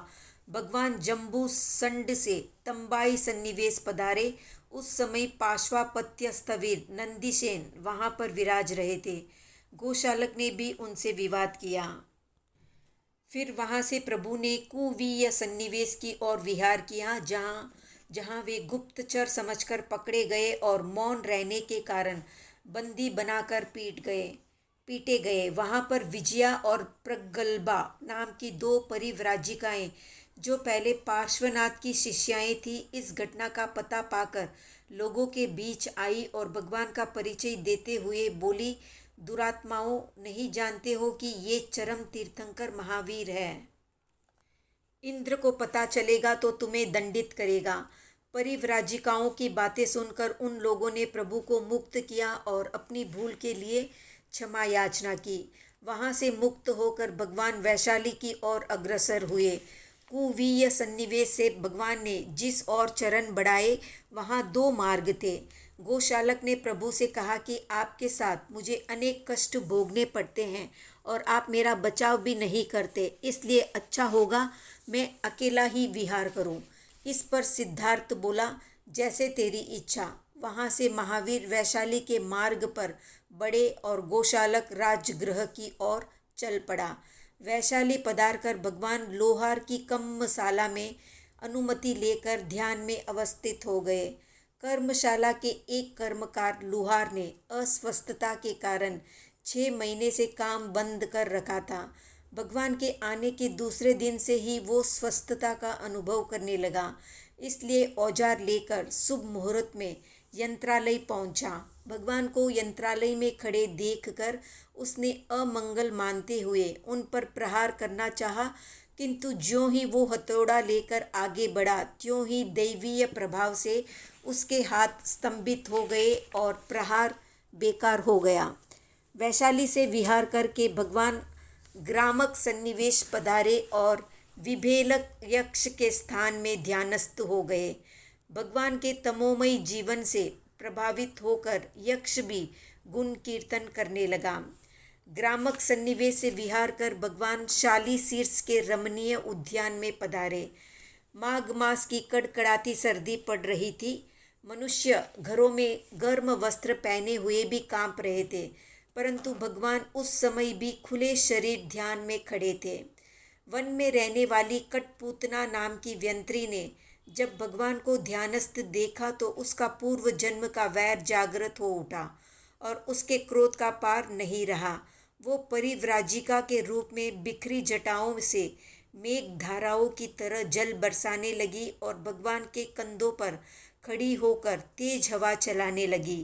कड़कड़ाती सर्दी में वो बर्फ सा शीतल जल तेज हवा के कारण तीक्ष्ण कांटों से भी अधिक कष्टमय प्रतीत हो रहा था। फिर भी भगवान ध्यान में अडोल रहे और मन में भी विचलित नहीं हुए। समभाव पूर्वक उस कठोर उपसर्ग को सहन करते हुए भगवान को विशिष्ट अवधि ज्ञान प्राप्त हुआ। वे संपूर्ण लोक को देखने लगे। भगवान की सहिष्णुता और क्षमता देखकर कठपूतना हार गई, थक गई और शांत होकर कृत अपराध के लिए प्रभु से क्षमा याचना करती हुई वंदन करके चली गई। साली शीर्ष से विहार कर भगवान भद्रिका नगरी पधारे। वहाँ चातुर्मासिक तप से आसन और ध्यान की साधना करते हुए उन्होंने 6 वर्षाकाल बिताया। 6 मास तक परिभ्रमण कर अनेक कष्टों को भोगते हुए आखिर गोशालक भी पुनः वहां आ पहुंचा और भगवान की सेवा में रहने लगा। वर्षाकाल समाप्त होने पर भगवान ने नगर के बाहर पारना किया और मगध की ओर चल पड़े। साधना का 7वां वर्ष। मगध के विविध भागों में घूमते हुए भगवान ने 8 मास बिना उपसर्ग के पूर्ण किए। फिर चातुर्मास के लिए आलम्बिया नगरी पधारे और चातुर्मासिक तप के साथ ध्यान करते हुए 7वां चातुर्मास वहाँ पूर्ण किया। चातुर्मास पूर्ण होने पर नगर के बाहर चातुर्मासिक तप का पारना कर कंडाग सन्निवेश और बद्दना नाम के सन्निवेश पधारे और वासुदेव बलदेव के मंदिर में ठहरे। गोशालक ने देव मूर्ति का तिरस्कार किया, जिससे वो लोगों द्वारा पीटा गया। बद्दना से निकलकर भगवान बहुसाल गांव गए और गांव के बाहर सालवन उद्यान में ध्यानस्थ हो गए। यहाँ सालार्य नामक व्यंतरी ने भगवान को अनेक उपसर्ग दिए, किंतु प्रभु के विचलित नहीं होने से अंत में थक हार कर वो क्षमा याचना करती हुई अपने स्थान को चली गई। साधना का 8वां वर्ष। बद्दना से विहार कर भगवान लोहारगला पधारे। लोहारगला के पड़ोसी राज्यों में उस समय संघर्ष होने से वहाँ के सभी अधिकारी आने वाले यात्रियों से पूर्ण सतर्क रहते थे। परिचय के बिना किसी का राजधानी में प्रवेश संभव नहीं था। भगवान से भी परिचय पूछा गया। उत्तर नहीं मिलने पर उनको पकड़कर अधिकारी राजसभा में जित शत्रु के पास ले गए। वहाँ अस्तिक गांव का नैमित्तिक उत्पल आया हुआ था। उसने जब भगवान को देखा तो उठकर त्रिविध वंदन किया और बोला, ये कोई गुप्तचर नहीं है, ये तो सिद्धार्थ पुत्र धर्म चक्रवर्ती महावीर है। परिचय पाकर राजा जित शत्रु ने भगवान की वंदना की और उन्हें सम्मान पूर्वक विदा किया। लोहारगला से प्रभु ने पूरी मताल की ओर प्रयाण किया। नगर के बाहर सकटमुख उद्यान में वे ध्यान में अवस्थित रहे। पूरी मताल से फिर उन्नाग और गोभूमि को पावन करते हुए भगवान राजगृह पधारे। वहाँ चातुर्मासिक तपस्या ग्रहण करके विविध आसनों और अभिग्रहों के साथ भगवान ध्यान में अवस्थित रहे। इस प्रकार 8वां वर्षाकाल पूर्ण कर भगवान ने नगर के बाहर पारना ग्रहण किया। साधना का 9वां वर्ष। भगवान महावीर ने सोचा कि आर्य देश में जन मन पर अंकित सुसंस्कारों के कारण कर्म की अत्यधिक निर्जरा नहीं होती, इसलिए इस संबंध में कुछ उपाय करना चाहिए। जैसे किसी कुटुंबी के खेत में साली उत्पन्न होने पर पथिकों से कहा जाता है कि कटाई करो, इच्छित भोजन मिलेगा, फिर चले जाना। इस बात से प्रभावित होकर जैसे लोग उसका धान काट देते हैं, वैसे ही उन्हें भी बहुत कर्मों को निर्जरा करनी है। इस कार्य में सफलता अनार्य देश में ही मिल सकती है। इस विचार से भगवान फिर अनार्य भूमि की ओर पधारे और पहले की तरह इस बार भी लाड और शुभ्र भूमि के अनार्य खंड में जाकर उन्होंने विविध कष्टों को सहन किया, क्योंकि वहाँ के लोग अनुकंपा रहित और निर्दयी थे। योग्य स्थान नहीं मिलने से वहाँ वृक्षों के नीचे खंडहरों में घूमते घामते वर्षाकाल पूर्ण किया। 6 मास तक अनार्य देश में विचरण करने के फलस्वरूप विभिन्न प्रकार के कष्ट सहते हुए भी भगवान को इस बात का हर्ष था कि उनके कर्म कट रहे हैं। इस तरह अनार्य देश का प्रथम चातुर्मास समाप्त कर भगवान फिर आर्य देश में पधारे। साधना का 10वां वर्ष। अनार्य प्रदेश से विहार कर भगवान सिद्धार्थपुर से कूर्म ग्राम की ओर पधार रहे थे। तब गौशालक भी साथ ही था। उसने मार्ग में 7 पुष्प वाले एक तिल के पौधे को देखकर भगवान से जिज्ञासा की, भगवान ये पौधा फलयुक्त होगा क्या? उत्तर देते हुए भगवान ने कहा, हाँ, पौधा फलेगा और 7 फूलों के जीव इसकी एक ही फली में उत्पन्न होंगे। गौशालक ने भगवान के वचन को मिथ्या प्रमाणित करने की दृष्टि से उस पौधे को उखाड़कर एक किनारे फेंक दिया। संयोगवश उसी समय थोड़ी वर्षा हुई और तिल का उखड़ा हुआ पौधा पुनः जमकर खड़ा हो गया। फिर भगवान कूर्म ग्राम आए। वहाँ गांव के बाहर वैश्यायन नाम का तापस प्राणायाम प्रवज्या से सूर्यमंडल के सम्मुख दृष्टि रखकर दोनों हाथ ऊपर उठाए आतापना ले रहा था।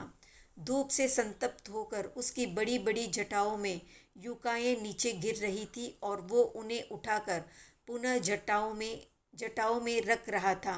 गौशालक ने देखा तो कुतूहलवश वो भगवान के पास से उठकर तपस्वी के पास आया और बोला, तू कोई तपस्वी है या जुओं का सह्यातर? तपस्वी चुप रहा। जब गौशालक बार बार इस बात को दोहराता रहा तो तपस्वी को क्रोध आ गया। अतापना भूमि से 7-8 पग पीछे जाकर उसने जोश में तपोबल से प्राप्त अपनी तेजोलब्धि गौशालक को भस्म करने के लिए छोड़ दी। अब क्या था, गौशालक मारे भय के भागा और प्रभु के चरणों में आकर छिप गया। दयालु प्रभु ने उस समय गौशालक की अनुकंपा के लिए शीतल लेस्या से उस तेजोलेस्या को शांत किया। गौशालक को सुरक्षित देखकर तापस ने महावीर की शक्ति का रहस्य समझा और विनम्र शब्दों में बोला, भगवान, मैं इसे आपका शिष्य नहीं जानता था, क्षमा कीजिए। कुछ समय पश्चात भगवान ने पुनः सिद्धार्थपुर की ओर प्रयाण किया। तिल के खेत के पास आते ही गौशालक को पुरानी बात याद आ गई। उसने महावीर से कहा, भगवान, आपकी ये भविष्यवाणी कहाँ गई? भगवान बोले, बात ठीक है, वो बाजू में लगा हुआ पौधा ही पहले वाला तिल का पौधा है जिसको तूने उखाड़ फेंका था। गौशालक को इस पर विश्वास नहीं हुआ। वो तिल के पौधे के पास गया और फली को तोड़कर देखा तो महावीर के कथन के अनुसार 7 ही तिल निकले। इस घटना से वो नियतिवाद का पक्का समर्थक बन गया। उस दिन से उसकी दृढ़ मान्यता हो गई कि सभी जीव मरकर पुनः अपनी ही योनि में उत्पन्न होते हैं। वहाँ से गौशालक ने भगवान का साथ छोड़ दिया और अपना मत चलाने की बात सोचने लगा। सिद्धार्थपुर से भगवान वैशाली पधारे। नगर के बाहर भगवान को ध्यान मुद्रा में देखकर अबोध बालकों ने उन्हें पिशाच समझा और अनेक प्रकार की यातनाएं दी। उस मार्ग से राजा सिद्धार्थ के स्नेही मित्र शंख भूपति निकले। उन्होंने उन उपद्रवी बालकों को हटाया और स्वयं प्रभु को वंदन कर आगे बढ़े। वैशाली से भगवान वाणिय ग्राम की ओर चले। मार्ग में गंडकी नदी पार करने के लिए उन्हें नाव में बैठना पड़ा। पार पहुंचने पर नाविक ने किराया मांगा पर भगवान मौन रहे। नाविक ने क्रुद्ध होकर किराया न देने के कारण भगवान को तवे सी तपी हुई रेत पर खड़ा कर दिया। संयोगवश उस समय शंख राजा का भगिनी पुत्र चित्र वहां आ पहुंचा। उसने समझाकर नाविक से प्रभु को मुक्त करवाया। आगे चलते हुए भगवान वाणिय ग्राम पहुंचे। वहां आनंद नामक श्रमण उपासक को अवधि ज्ञान की उपलब्धि हुई थी। वो बेले बेले की तपस्या के साथ आतापना करता था। उसने तीर्थंकर महावीर को देखकर वंदन किया और बोला, आपका शरीर और मन वज्र सा दृढ़ है, इसलिए आप कठोर से कठोर कष्टों को भी मुस्कुराते हुए सहन कर लेते हैं। आपको शीघ्र ही केवल ज्ञान उत्पन्न होने वाला है। उपासक आनंद पार्श्वनाथ की परंपरा का था। भगवान महावीर का अंतेवासी आनंद वो नहीं था। वाणिय ग्राम से विहार कर भगवान सावत्ती पधारे और विविध प्रकार की तपस्या एवं योग साधना से आत्मा को भावित करते हुए वहाँ पर 10वां चातुर्मास पूर्ण किया। साधना का 11वां वर्ष। सावत्ती से भगवान ने सानुलट्टीय सन्निवेश की ओर विहार किया। वहाँ 16 दिन के निरंतर उपवास किए और भद्र प्रतिमा, महाभद्र प्रतिमा, सर्वतोभद्र प्रतिमा और विविध प्रकार से ध्यान की साधना करते रहे। भद्र आदि प्रतिमाओं में भगवान ने कई प्रकार की ध्यान की साधना की। भद्र प्रतिमा में पूर्व, दक्षिण, पश्चिम और उत्तर दिशा में 4-4 प्रहर ध्यान करते रहे। 2 दिन की तपस्या का बिना पारना किए भगवान ने महाभद्र प्रतिमा अंगीकार की। इसमें प्रति दिशा में एक अहोरात्र पर्यंत ध्यान किया जाता है। फिर इसका बिना पारना किए ही सर्वतोभद्र प्रतिमा की आराधना प्रारंभ की जाती है। इसमें 10 दिशाओं के क्रम से एक अहोरात्र ध्यान करने से 10 दिन हो गए। इस प्रकार 16 दिन के उपवासों में तीनों प्रतिमाओं की ध्यान साधना भगवान ने पूर्ण की। प्रतिमाएं पूर्ण होने पर भगवान आनंद गातापति के यहाँ पहुँचे। उस समय आनंद की बहुला दासी रसोई घर के बर्तनों को खाली करने के लिए रात्रि का अवशेष दोषिन अन्न डालने को बाहर आई थी। उसने भगवान को देखकर पूछा, क्या चाहिए महाराज? भगवान ने हाथ फैलाया तो दासी ने बड़ी श्रद्धा से बासी भोजन भगवान को दे डाला। भगवान ने निर्दोष जानकर उसी बासी भोजन से सहज भाव से पारना किया। देवों ने पंच दिव्य प्रगटाए और दान की महिमा से दासी को दासित्व से मुक्त कर दिया। वहां से भगवान ने ध्रुव भूमि की ओर प्रयाण किया। नगरी के बाहर पैडाल नाम के उद्यान में पोलास नाम का एक चैत्य या मंदिर था। वहां अष्टम तप करके भगवान ने थोड़ा सा शरीर को झुकाया और एक पुद्गल पर दृष्टि केंद्रित कर ध्यान में मग्न हो गए। फिर सब इंद्रियों का गोपन कर दोनों पैरों को संकोच कर हाथ लटकाए एक रात की पड़िमा में स्थित हो गए। उस समय देव देवियों के विशाल समूह के बीच सभा में बैठे हुए देवराज शक्र ने भगवान को अवधि ज्ञान से ध्यान अवस्था में देखकर नमस्कार किया और बोले, भगवान महावीर का धैर्य और साहस इतना अनूठा है कि मानव तो क्या, शक्तिशाली देव और दानव भी उनको साधना से विचलित नहीं कर सकते। सब देवों ने इंद्र की बात का अनुमोदन किया, किंतु संगम नामक एक देव के गले ये बात नहीं उतरी। उसने सोचा, शक्र यूं ही झूठी मूठी प्रशंसा कर रहा है, मैं अभी जाकर उनको विचलित कर देता हूँ। ऐसा सोचकर वो जहाँ भगवान ध्यानस्थ खड़े थे वहाँ आया। आते ही उसने एक से एक बढ़कर उपसर्गों का जाल बिछा दिया। शरीर के रोम रोम में वेदना उत्पन्न करने लगा।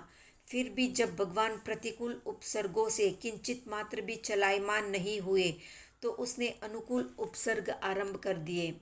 प्रलोभन के मनमोहक दृश्य उपस्थित किए। गगन मंडल से तरुणी और सुंदर अप्सराएं उतारी और हाव भाव आदि करती हुई प्रभु से काम याचना करने लगी, पर महावीर पर उनका कोई असर नहीं हुआ। वे सुमेरु की तरह ध्यान में अडोल खड़े रहे। संगम ने एक रात में 20 भयंकर उपसर्ग उपस्थित किए, प्रलयंकारी धूल की वर्षा की, वज्रमुखी चींटियां उत्पन्न की जिन्होंने काट काट कर महावीर के शरीर को खोखला कर दिया, डांस और मच्छर छोड़े जो प्रभु के शरीर का खून पीने लगे, दीमक उत्पन्न की जो शरीर को काटने लगी, बिच्छुओं द्वारा डंक लगवाए, नेवले उत्पन्न किए जो भगवान के मांस खंड को छिन्न भिन्न करने लगे, भीमकाय सर्प उत्पन्न कर भगवान को उन सर्पों से कटवाया, चूहे उत्पन्न किए जो शरीर को काट काट कर ऊपर पेशाब कर जाते, हाथी और हथिनी प्रकट कर उनको सूंडों से भगवान के शरीर को उछलवाया गया और उनके दांतों से प्रभु पर प्रहार करवाया गया। पिशाच बनकर भगवान को डराया धमकाया और बर्छी मारने लगा। बाघ बनकर प्रभु को नखों से विदारण किया। सिद्धार्थ और त्रिशला का रूप बनाकर करुण विलाप करते दिखाया। शिविर की रचना कर भगवान के पैरों के बीच आग जलाकर भोजन पकाने की चेष्टा की। चांडाल का रूप बनाकर भगवान के शरीर पर पक्षियों के पिंजरे लटकाए जो चोंचों और नखों से प्रहार करने लगे। आंधी का रूप खड़ा कर कई बार भगवान के शरीर को उठाया। कलम कली का वायु उत्पन्न करके उससे भगवान को चक्र की तरह घुमाया। काल चक्र चलाया जिसमें भगवान घुटनों तक जमीन में धंस गए। देव रूप से विमान में बैठकर आया और बोला, कहीं तुमको स्वर्ग चाहिए या मोक्ष। एक अप्सरा को लाकर भगवान के सम्मुख उपस्थित किया, किंतु उसके रागपूर्ण हाव भाव से भी भगवान विचलित नहीं हुए। रात भर के इन भयंकर उपसर्गों से भी जब भगवान विचलित नहीं हुए तो संगम कुछ और उपाय सोचने लगा। महावीर ने भी ध्यान पूर्ण करके बालुका की ओर विहार किया। भगवान की मेरु तुल्य धीरता और सागरवत गंभीरता को देखकर संगम लज्जित हुआ। उसे स्वर्ग में जाते लज्जा आने लगी। इतने पर भी उसका जोश ठंडा नहीं हुआ। उसने 500 चोरों को मार्ग में खड़ा करके भगवान को भयभीत करना चाहा। बालुका से भगवान सुयोग, सुछेता, मल्लभ और हस्ती शीर्ष आदि गांवों में जहाँ भी पधारे वहाँ संगम अपने उपद्रवी स्वभाव का परिचय देता रहा। एक बार भगवान तोसली गांव के उद्यान में ध्यानस्थ विराजमान थे। तब संगम साधु वेश बनाकर गांव के घरों में सेंध लगाने लगा। लोगों ने चोर समझकर जब उसको पकड़ा और पीटा तो वो बोला, मुझे क्यों पीटते हो? मैंने तो गुरु की आज्ञा का पालन किया है। यदि तुम्हें असली चोर को पकड़ना है तो उद्यान में जाओ, जहाँ मेरे गुरु कपट रूप में ध्यान किए हुए खड़े हैं, और उनको पकड़ो। उसकी बात पर विश्वास करके तत्क्षण लोग उद्यान में पहुंचे और ध्यानस्थ महावीर को पकड़कर रस्सियों से जकड़कर गांव की ओर ले जाने लगे। उस समय महाभूतिल नाम के इंद्रजालिक ने भगवान को पहचान लिया, क्योंकि उसने पहले कुंड ग्राम में भगवान महावीर को देखा था। उसने लोगों को समझाकर महावीर को छुड़ाया और कहा, ये सिद्धार्थ राजा के पुत्र है, चोर नहीं है। इंद्रजालिक की बात सुनकर लोगों ने भगवान से क्षमा याचना की। झूठ बोलकर साधु को चोर कहने वाले संगम को लोग खोजने लगे तो उसका कहीं पता नहीं चला। इस पर लोगों ने समझा कि ये कोई देवकृत उपसर्ग है। इसके पश्चात भगवान मोसली ग्राम पधारे। संगम ने वहाँ पर भी उन पर चोरी का आरोप लगाया। भगवान को पकड़कर राज्यसभा में ले जाया गया। वहाँ सुमागध नामक प्रांत अधिकारी, जो सिद्धार्थ राजा का मित्र था, उसने महावीर को पहचान कर छुड़ा दिया। यहाँ भी संगम लोगों की पकड़ में नहीं आया और भाग गया। फिर भगवान लौटकर तोसली गांव आए और गांव के बाहर ध्यान में अवस्थित हो गए। संगम ने यहाँ भी चोरी करके भारी शस्त्र अस्त्र महावीर के पास उन्हें फंसाने की भावना से लाकर रख दिए और स्वयं कहीं जाकर सेंध लगाने लगा। पकड़े जाने पर उसने धर्म आचार्य का नाम बताकर भगवान को पकड़वा दिया। अधिकारियों ने उनके पास शस्त्र देखे तो नामी चोर समझकर फांसी की सजा सुना दी। ज्यों ही भगवान को फांसी के तख्ते पर चढ़ाकर उनकी गर्दन में फंदा डाला और नीचे तख्ती हटाई कि गले का फंदा टूट गया। पुनः फंदा लगाया तो वो भी टूट गया। इस प्रकार 7 बार फांसी पर चढ़ाने पर भी फांसी का फंदा टूटता ही रहा तो दर्शक और अधिकारी चकित हो गए। अधिकारी पुरुषों ने प्रभु को महापुरुष समझकर मुक्त कर दिया। यहाँ से भगवान सिद्धार्थपुर पधारे। वहाँ भी संगम देव ने महावीर पर चोरी का आरोप लगाकर उन्हें पकड़वाया, किंतु कौशिक नाम के एक अश्व व्यापारी ने पहचान कर भगवान को मुक्त करवा दिया। भगवान वहाँ से वज्र गांव पधारे। वहाँ पर उस दिन कोई महोत्सव था। सब घरों में खीर पकाई गई थी। भगवान भिक्षा के लिए पधारे तो संगम ने सर्वत्र अन्वेषणा कर दी।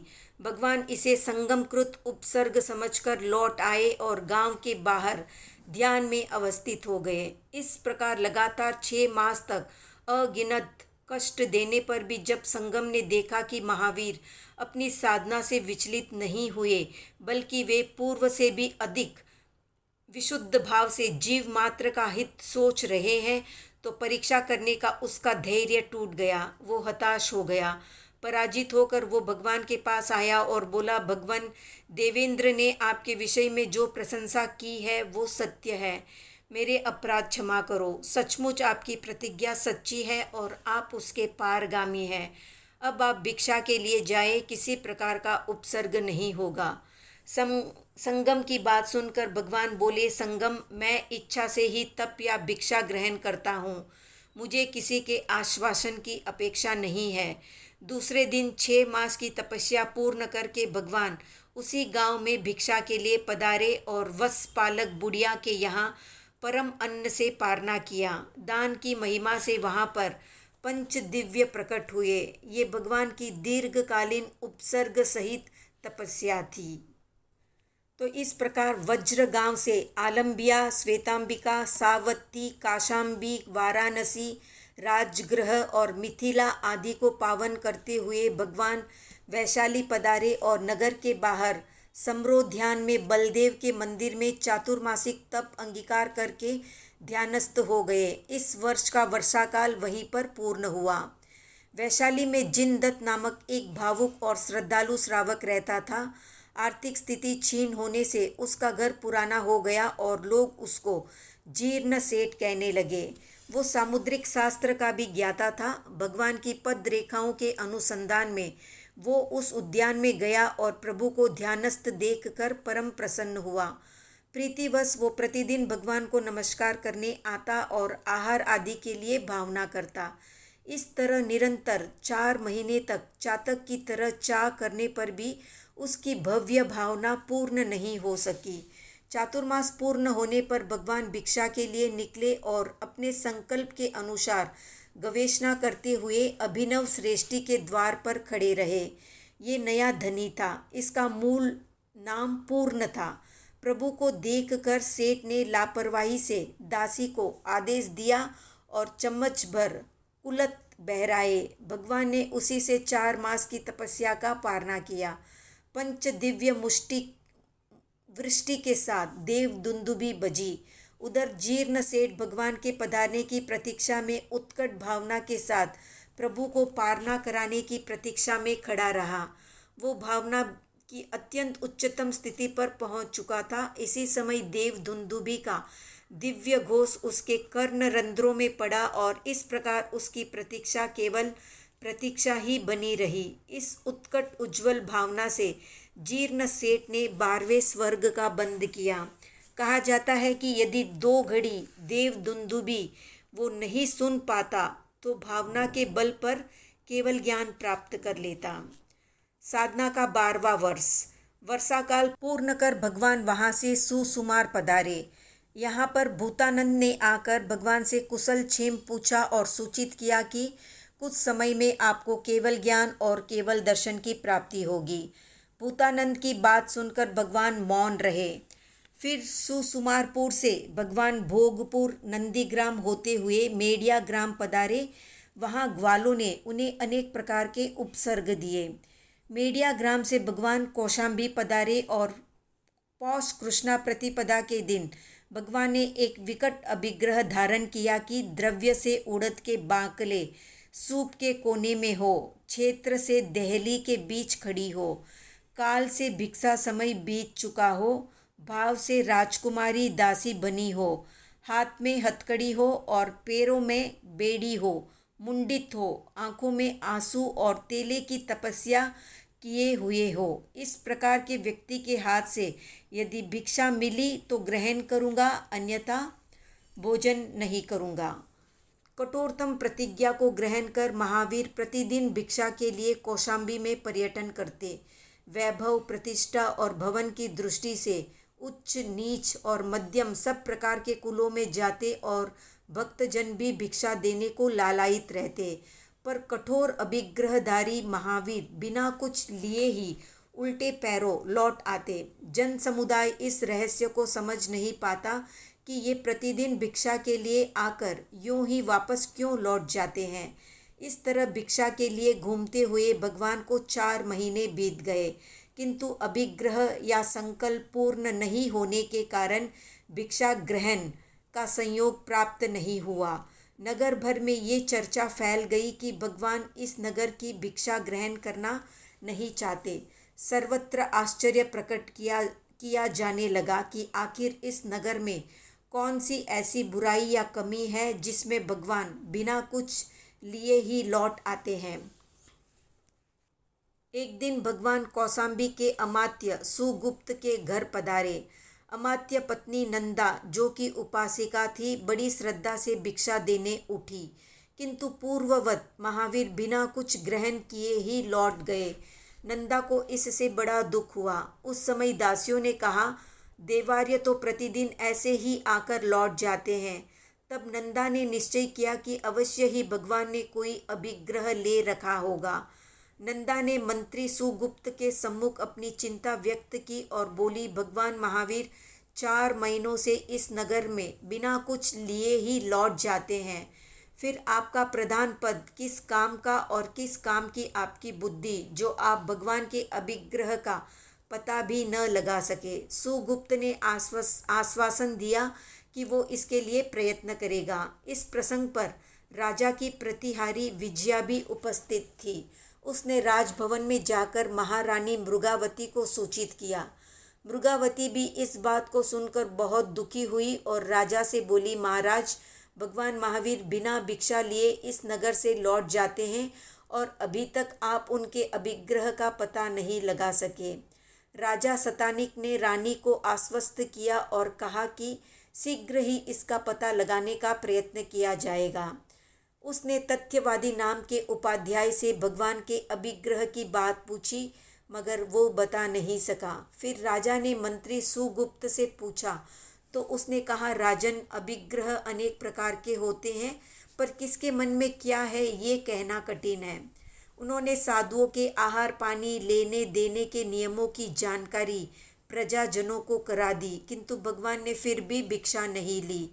भगवान को अभिग्रह धारण किए 5 महीने 25 दिन हो गए थे। संयोगवश एक दिन भिक्षा के लिए प्रभु धन्ना श्रेष्ठी के घर गए, जहाँ राजकुमारी चंदना 3 दिन की भूखी प्यासी सूप में उड़द के बाकले लिए हुए अपने धर्म पिता के आगमन की प्रतीक्षा कर रही थी। सेठानी मूला ने उसको सिर मुंडित कर हथकड़ी पहनाकर तल घर में बंद कर रखा था। भगवान को आया देखकर वो प्रसन्न हो उठी। उसका हृदय कमल खिल गया, किंतु भगवान अभिग्रह की पूर्णता में कुछ न्यूनता देखकर वहाँ से लौटने लगे तो चंदना के नैनों से नीर बह चला। भगवान ने अपना अभिग्रह पूरा हुआ जानकर राजकुमारी चंदना के हाथ से भिक्षा ग्रहण कर ली। चंदना की हथकड़ियाँ और बेड़ियाँ टूटकर बहुमूल्य आभूषणों में बदल गई। आकाश में देव दुंदुभी बजी, पंच दिव्य प्रकट हुए।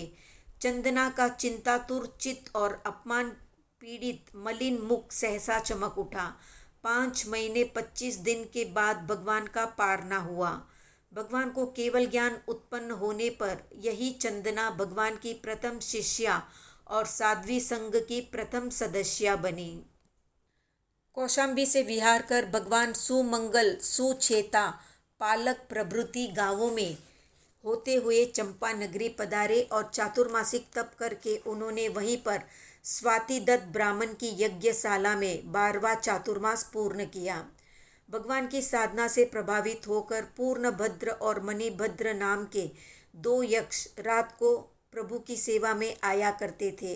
ये देखकर स्वातिदत्त ने सोचा कि ये कोई विशिष्ट ज्ञानी है जो देव इनकी सेवा में आते हैं। ऐसा सोचकर वो महावीर के पास आया और बोला कि शरीर में आत्मा क्या है। भगवान ने कहा, मैं शब्द का जो वाच्यार्थ है वही आत्मा है। स्वातिदत्त ने कहा, मैं शब्द का वाच्यार्थ किसको कहते हैं?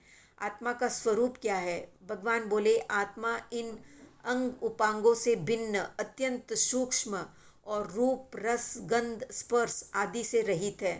उपयोग चेतना से ही उसका लक्षण जाना जा सकता है। अरूपी होने के कारण इंद्रियां आत्मा को ग्रहण नहीं कर पाती, इसलिए शब्द, रूप, प्रकाश और किरण से भी आत्मा सूक्ष्मतम है। फिर स्वातिदत्त ने कहा कि क्या ज्ञान का ही नाम आत्मा है? तो भगवान बोले, ज्ञान आत्मा का असाधारण गुण है और आत्मा ज्ञान का आधार है। गुणी होने से आत्मा को ज्ञानी कहते हैं। इसी तरह स्वातिदत्त ने प्रदेशन और प्रत्याख्यान के स्वरूप भेद के बारे में भी भगवान से पूछा, जिसका समाधान कारक उत्तर पाकर वो बहुत ही प्रसन्न हुआ। वहाँ से विहार करके प्रभु जंबिय ग्राम पधारे। वहाँ कुछ समय रहने के पश्चात भगवान मेड़िया ग्राम होते हुए छम्मानी ग्राम गए और गांव के बाहर ध्यान में स्थित हो गए। संध्या के समय एक ग्वाला वहाँ आया और प्रभु के पास अपने बैल छोड़कर कार्य हेतु गांव में चला गया। लौटने पर उसे बैल नहीं मिला तो उसने महावीर से पूछा, किंतु महावीर मौन थे। उनके उत्तर नहीं देने से वो क्रोधित होकर महावीर के दोनों कानों में कांस नामक घास की सलाखाएं डाली और पत्थर से ठोक कर कान के बराबर कर दी। भगवान को इस सलाखा भेदन से अति वेदना हो रही थी, फिर भी वे इस वेदना को पूर्व संचित कर्म का फल समझकर शांत और प्रसन्न मन से सहते रहे। छम्मानी से विहार कर भगवान मध्यम पावा पधारे और भिक्षा के लिए सिद्धार्थ नामक वणिक के घर गए। उस समय सिद्धार्थ अपने मित्र खरक वैद्य से बातें कर रहा था। वंदना के पश्चात खरक ने भगवान की मुखाकृति देखते ही समझ लिया कि इनके शरीर में कोई शल्य है और उसको निकालना उसका कर्तव्य है। उसने सिद्धार्थ से कहा और उन दोनों मित्रों ने भगवान से ठहरने की प्रार्थना की, किंतु प्रभु रुके नहीं। वे वहाँ से चलकर गांव के बाहर उद्यान में आए और ध्यान में अवस्थित हो गए। इधर सिद्धार्थ और खरग दवा आदि लेकर उद्यान में पहुँचे। उन्होंने भगवान के शरीर की तेल से खूब मालिश की और फिर पकड़ से कानों की सलाखाएं खींचकर बाहर निकाली। रुधिर युक्त सलाखा के निकलते ही भगवान के मुख से एक ऐसी चीख निकली जिससे कि सारा उद्यान गूंज उठा। फिर वैद्य खरक ने संरोहन औषधि घाव पर लगाकर भगवान की वंदना की और दोनों मित्र घर की ओर चल पड़े। दीर्घकाल की तपस्या में भगवान को जो अनेक प्रकार के अनुकूल प्रतिकूल उपसर्ग सहने पड़े, उन सब में कानों से कील निकालने का उपसर्ग सबसे अधिक कष्टप्रद रहा। इस भयंकर उपसर्ग के सामने कठपूतना का शैत्यवर्धक उपसर्ग जघन्य और संगम के काल चक्र का उपसर्ग मध्यम कहा जा सकता है। जघन्य, मध्यम और उत्कृष्ट, इन सभी उपसर्गों में भगवान ने समभाव से रहकर कर्म निर्जरा की। आश्चर्य की बात यह है कि भगवान का पहला उपसर्ग कूरमार ग्राम में एक ग्वाले से प्रारंभ हुआ और अंतिम उपसर्ग भी एक ग्वाले के द्वारा उपस्थित किया गया। छद्मस्त काल के 12.5 वर्ष जितने दीर्घ काल में भगवान महावीर ने केवल 349 दिन ही आहार ग्रहण किया, से सभी दिन निर्जल तपस्या में व्यतीत किए। अनुत्तर ज्ञान, अनुत्तर दर्शन और अनुत्तर चारित्र आदि गुणों से आत्मा को भावित करते हुए भगवान महावीर को 12.5 वर्ष पूर्ण हो गए। 13वें वर्ष के मध्य में ग्रीष्म ऋतु के दूसरे मास और चतुर्थ पक्ष में वैशाख शुक्ला दशमी के दिन, जिस समय छाया पूर्व की ओर बढ़ रही थी, दिन के उस पिछले प्रहर में जुम्बिका ग्राम नगर के बाहर रिजु बालिका नदी के किनारे जीर्ण उद्यान के पास श्यामक नामक गातापति के क्षेत्र में साल वृक्ष के नीचे गोदोहिका आसन से भगवान आतापना ले रहे थे। उस समय छठ भक्त की निर्जल तपस्या से उन्होंने छपक श्रेणी का आरोहण करके शुक्ल ध्यान के द्वितीय चरण में मोहनीय, ज्ञानावरण, दर्शनावरण और अंतराय, इन 4 घाती कर्मों का क्षय किया और उत्तरा फाल्गुनी नक्षत्र के योग में केवल ज्ञान, केवल दर्शन की उपलब्धि की।